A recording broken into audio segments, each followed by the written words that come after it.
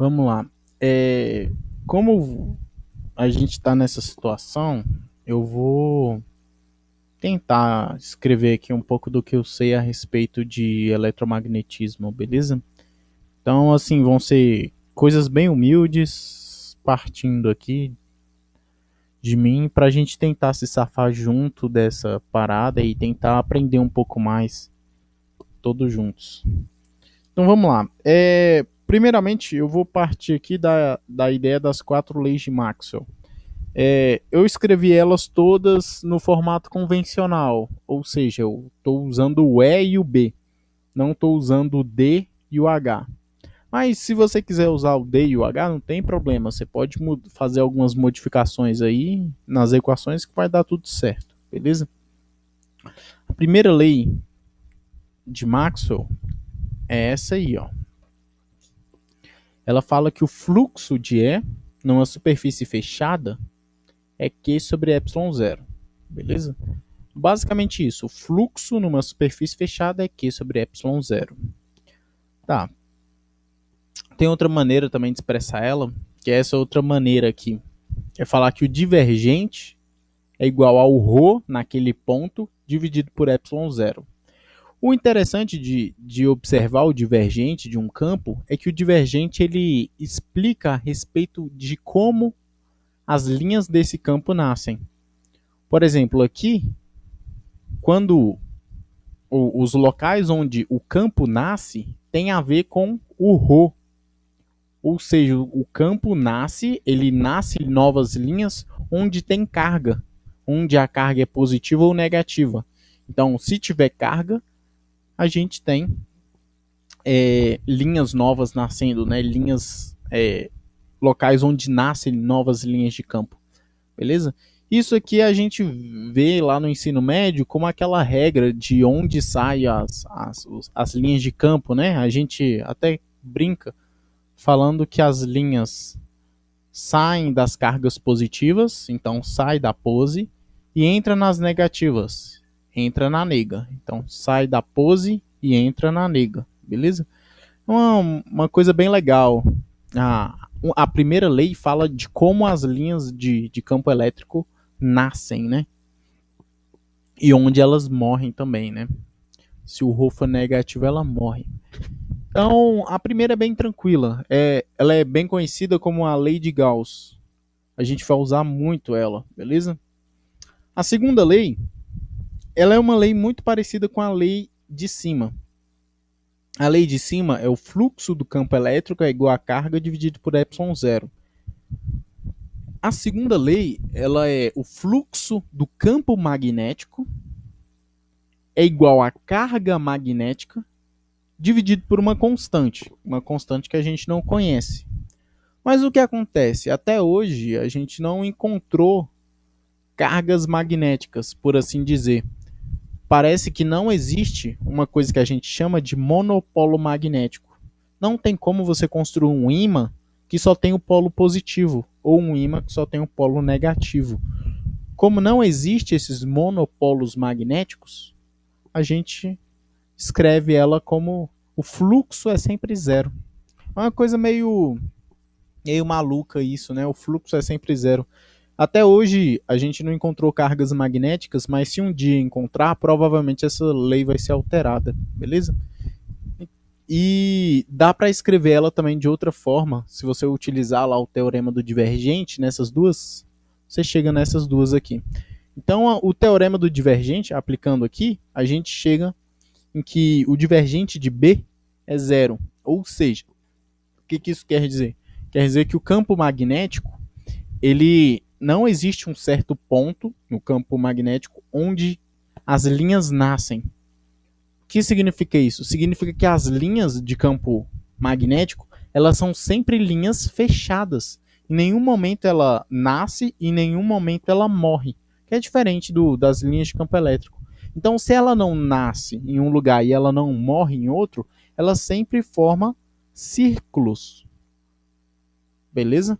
Então, as linhas são sempre circulares, as linhas de campo magnético. É uma coisa muito interessante de se ver. A gente não tem, por exemplo, um local onde nascem as cargas. As linhas são sempre circulares. Uma loucura, bacana, legal, muito legal.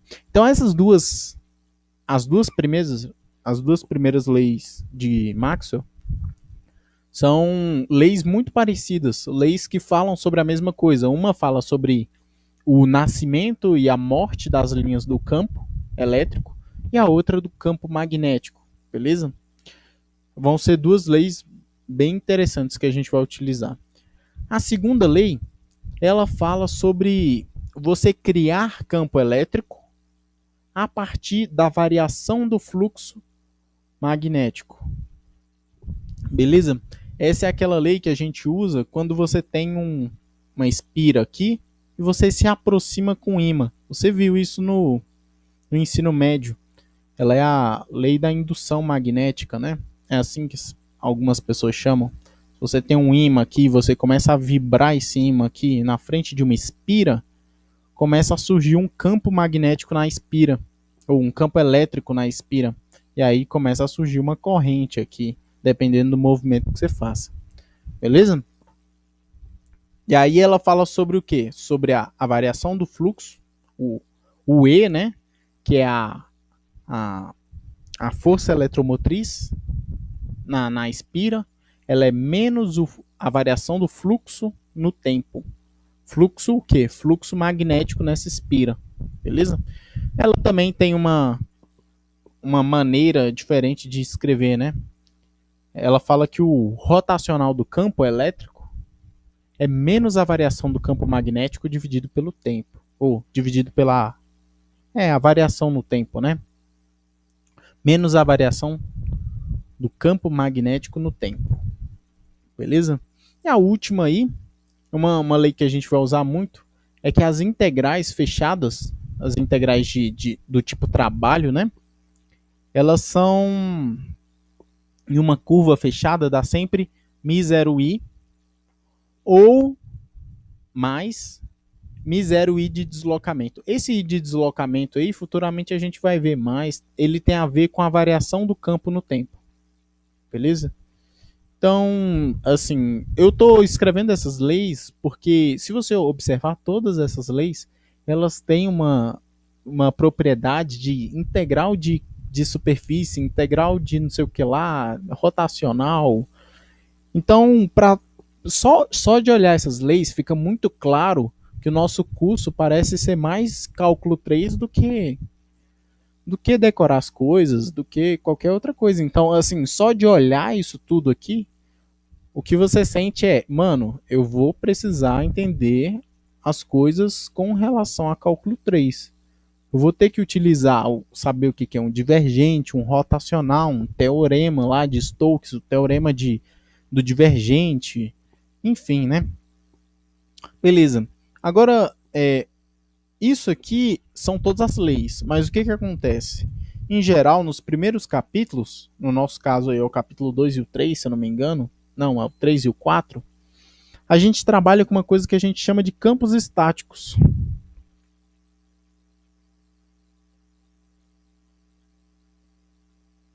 Quando a gente está com campos estáticos, o que rola? A gente está dizendo que as coisas estão paradas em relação ao tempo.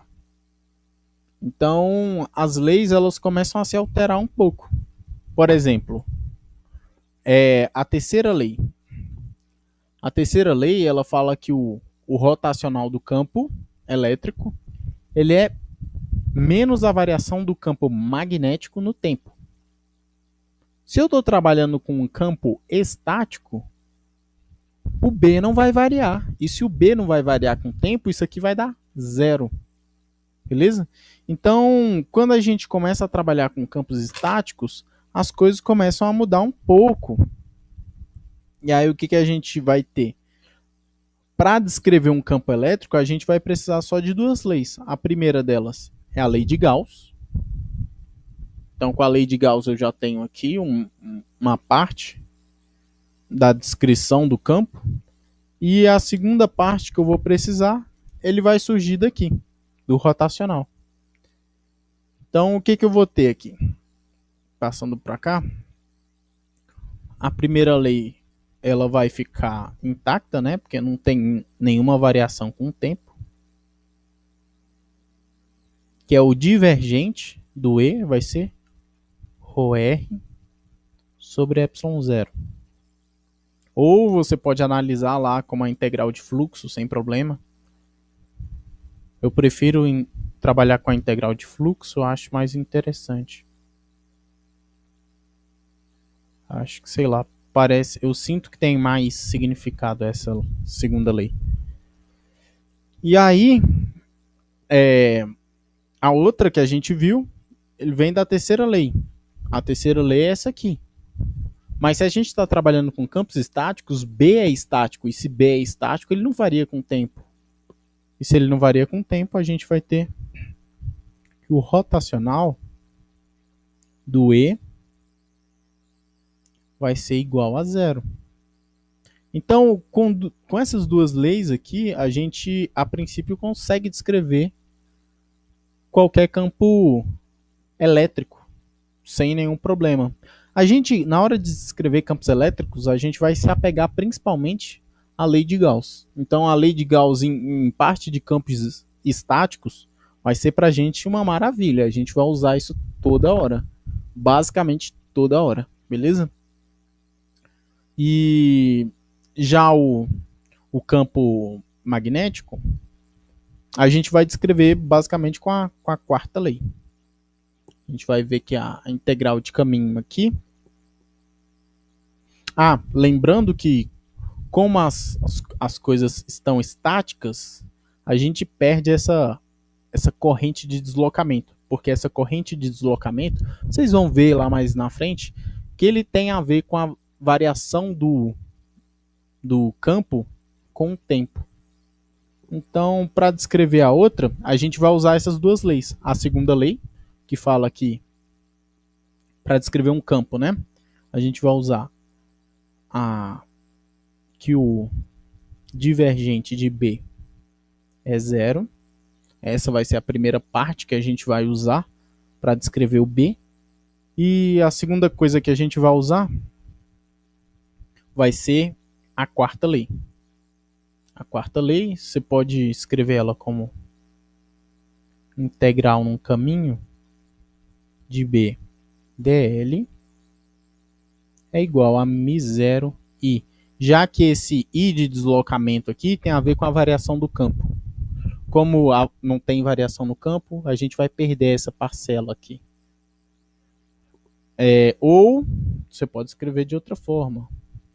Pode escrever que o rotacional de B é igual a μ0j. Que a gente vai ver também o que é o J aí. Beleza? Então, cara, quando a gente trabalha com campos estáticos, a gente vai usar basicamente isso aqui. Quando o campo for eletrostático, a gente vai usar essas duas leis. A primeira delas é a lei de Gauss, que a gente vai usar pra caramba. E a segunda lei vai ser essa aqui. O rotacional igual a zero. Beleza? O rotacional do campo é zero. Já quando a gente for descrever campos magnéticos, a gente vai utilizar essas duas leis aqui. Beleza? Então, vou dar um pause aqui. E aí eu vou começar a trabalhar com questões já, com problemas, para a gente tentar resolver eles utilizando isso aqui. Beleza? Então tá aí. A outra coisa que é interessante também mostrar é que na primeira lei, a lei de Gauss, existe uma lei que é semelhante a ela. Mas isso a gente vê aí mais na frente, beleza? Então tá aí, veja aí o próximo vídeo.